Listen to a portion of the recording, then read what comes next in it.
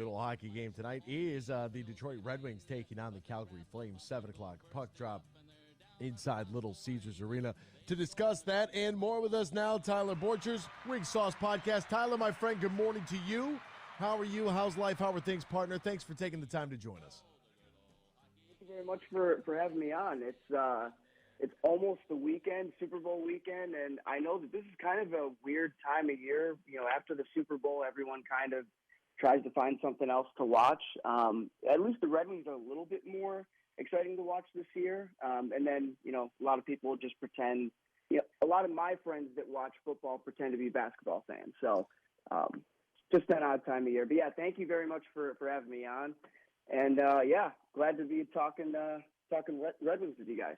I mean, I was really dependent, Tyler, on the Wings being good this year for a couple of reasons. One, because they hired Derek LeBone, who we spent some time together with in Toledo, which was great to see his journey and his trajectory as a head coach to be able to make it all the way to the boss bench there in Detroit. So that's awesome. And two, because the Pistons, I mean, after Cade Cunningham got hurt, you knew this season was basically a wash, and they lose again last night. Like, they're just difficult to watch. So I was hoping this year we would maybe see the Wings compete to a level where figure out maybe sort of like a wild card positioning for them. They started the season really strong, and then all of a sudden they start to get into these slumps of 3, 4, 6 game losing streaks that they just can't get over, and I can't figure out what is actually wrong with this team. I mean, there's a laundry list, right? you could pick apart everything, and that's exactly what we do on our podcast weekly. But you know, the thing that you really need to pay attention to is just the development. And these days where of course we want a good team, we're starving for one. I was especially spoiled growing up watching the Hall of Fame teams that Steve Yzerman and. We have a laundry list of Hall of Fame names there too. But we have him as GM right now. Trust him 100%. And you really have to look at the development of the young guys like Sider, Raymond. You look at Sebastian Kosa, Elmer Soderblom, Edmondson, Marco Casper. You know, you look at these players, seeing how they're developing. Brighter days are definitely ahead. Also, this year, riddled with injuries. I mean, there's nothing really much we can say about that. And we've been tested a lot with our depth. So I think that it's been very difficult for the Wings this year. I mean, it seems like they still can't figure it out defensively. But you know what? It will happen. Whether that comes through trades or whatnot, I know that the trade deadline is coming up. But a big piece, and I wanted to discuss this with you, is the contract talks with Larkin, because that's going to be a huge piece in how we move forward with this team. You know, if we can't get Larkin locked in, then I see it as a big step back. Where do we go from there? You know what I mean? Tyler, do you think that there's a split or a chasm at all within the fan base of people who are Larkin guys and people who aren't, or do you believe that a majority of the people are all like, yeah, we got to lock this guy in? It's so funny that you say that. I honestly believe within my friend group, I feel like it's a 50-50, but I know outside of that, it might be split more towards 60-40. And it has to do with big, NHL media, and, the Spit and Chicklets podcast. They write Larkin off as a second line center on a good team. I'm not going to sit here and be a huge fanboy and say that he's a superstar, because he's not. I'm not going to lie to you. But he's a very good first line center. If there is a 1A center, then he's a 1B. He's your next go-to guy. I don't think that he's a second-line center at best. I think depending on who you put him with, he can be a very, very good player out there. But and that's one of the questions that I have, is because, like, what is Dylan Larkin, right? And can he be the top center? Can he be that guy on not a championship team, but on a playoff team? Well, that remains to be unseen, right? Does he have that? Does he have that in his blood? I think that again, it goes back to Steve Yzerman. Obviously, he sees something in him. He wouldn't have given him to see otherwise. He could really care less that he's a hometown kid and, that he was a hometown draft pick, all that stuff. Steve Yzerman doesn't care about any of that stuff. He picked him as captain because, he was best suited for the job. So there are a lot of things that you need to live up to. And over the last 2 seasons, I think that Larkin's done a great job. He's playing great 200-foot hockey, two-way hockey. Last year, 71 games played, 69 points. This season, he's at 48 games played, 44 points. Only issue is the Wings are at 8 years with $8 million, but he wants $9 million. But there are 2 contracts out there that make his $9 million look kind of ridiculous. But then there are also 2 contracts that were just recently signed that he might get it. So this is we're in a very, very strange time right now, and it's going to be interesting to see where he ends up. Give us the 2 contracts that make him look ridiculous, and the 2 that I know Horvat's got to be one, right? And the 2 that make it look reasonable. Yeah, actually, both got. So the 2 that I have are both New York Islanders for the later. We'll get to that in a second, but. For Larkin wanting $9 million, I think that he's a great player. He needs to show a little bit more consistency than just 2 years. I think that $9 million is a big gamble for 8 years if he's not going to live up to it. The first contract I'll bring up, Mika Zibanejad, who's 29 years old. He plays a lot of minutes for the New York Rangers. He's a number 1 center. He plays power play and PK. He's locked in right now at 8.5 for 8 years, and that was signed in October of 2021. Now, since that was a couple of years ago, obviously you would have to change that. I would think that Mika Zibanejad would probably get around 9 or 9.5 if that was signed today. But here's the point: Zibanejad is averaging over a point per game, and that's consistency dating back to the beginning of the 2018-2019 season. And I know he plays on a better team. All those factors are into play as well. So that's the first contract. The second one for San Jose Sharks, Tomas Hertl. He's 29 as well.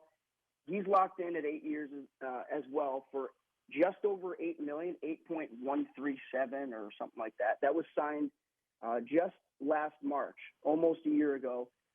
He's the number 1 center. He does play power play. He's averaging 0.85 points per game dating back to 2018-2019. So not a point per game guy. I would say that that's pretty much what Larkin is. He's not a point per game guy yet. And San Jose, not the greatest team right now. Red Wings, not the greatest team right now. I think that's probably the most comparable contract that we can see, although Larkin is a bit younger than Hertl. Again, another factor that we'll throw in there. And then, so those 2 make his 9 million look kind of ridiculous, in my opinion. Makes it seem like he's never going to get there. And then you have Lou Lamoriello, who just seems like he's going to throw out money to anybody and loves gambling.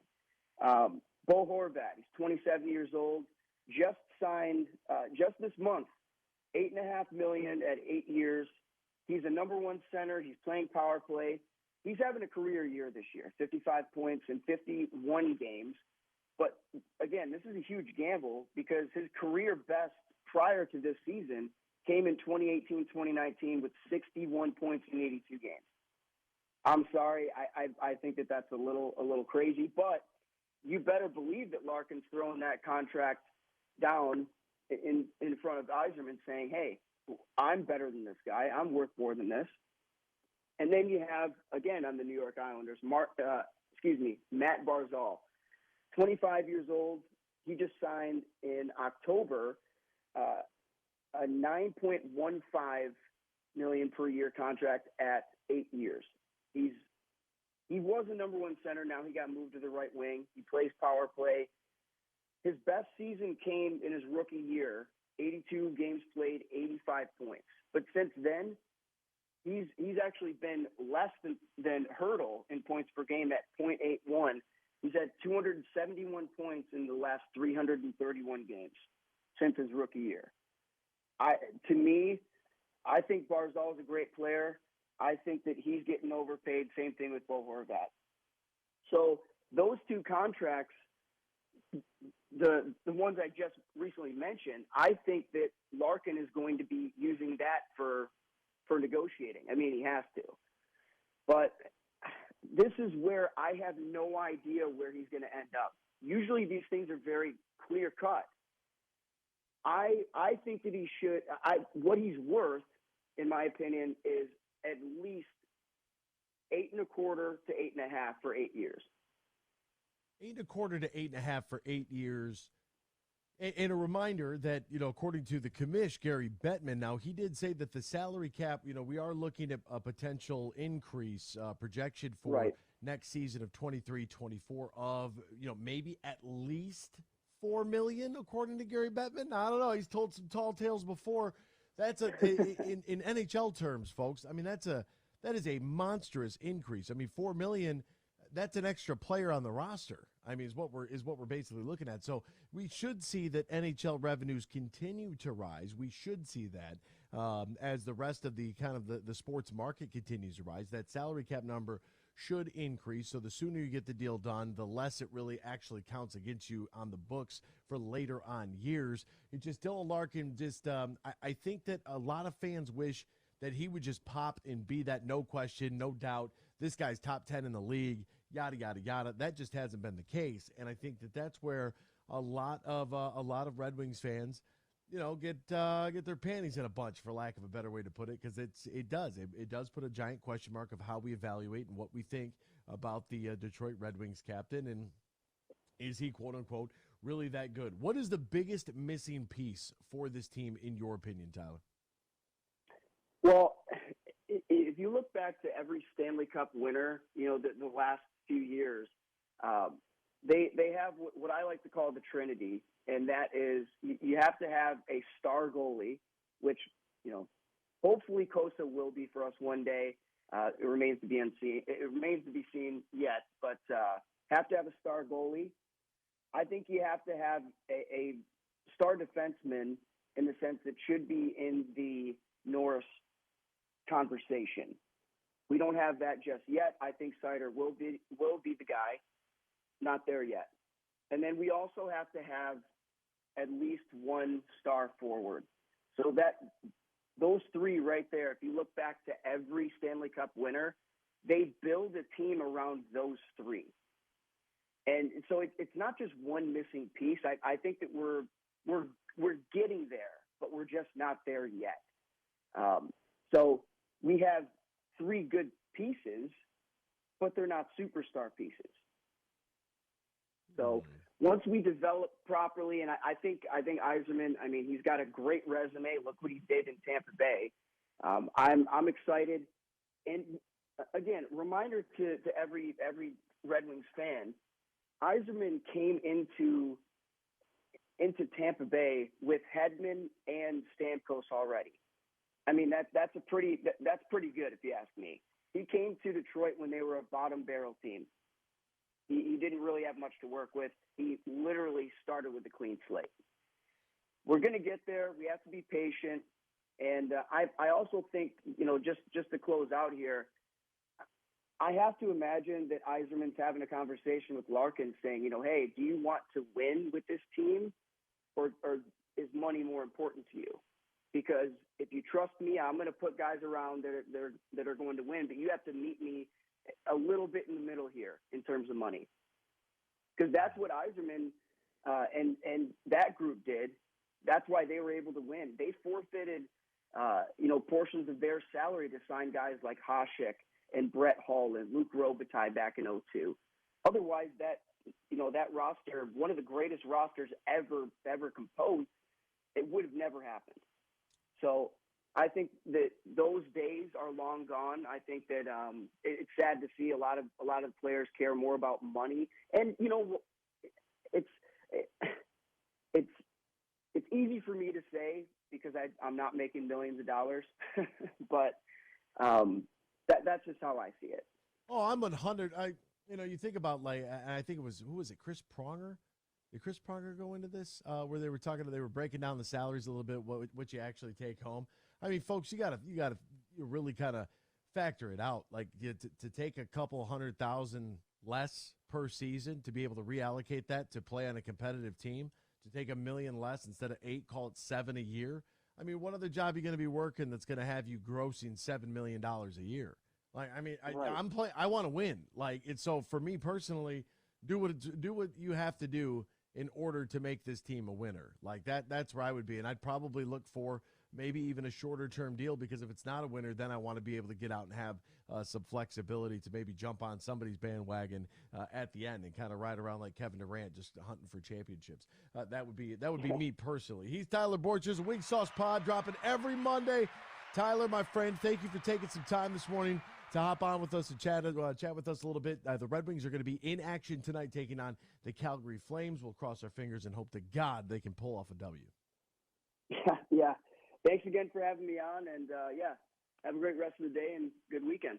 Thank you, my friend. Enjoy that Super Bowl as well, I should say. Quote, the Wings are going to have to make a move to get a true number one center or big scorer. That comes from Chris B on YouTube. Yeah, Chris, I get that's the most challenging thing about Dylan Larkin. And it can be a little bit frustrating from a fan's perspective because you just want him to pop, right? Just go do it. Just go do it. Can you give us more than 50 goals in a season? And those kind of guys, you're just not going to find them somewhere. Larkin's got 15 goals so far this year. Yeah, 15 goals and 29 assists. He's got as many goals as Lucas Raymond, Dominic Kubalik, and David Perron are a couple of guys that they brought in. Those guys each have 14 goals. There's 4 scorers in double figures right now. I don't want to, be Einstein here, but nobody's cracking the 50-goal mark on this team. And if the guy you're looking at signing is the all-star and is this and is that and has as many goals as a sophomore in the league, I get why Wings fans are hesitant.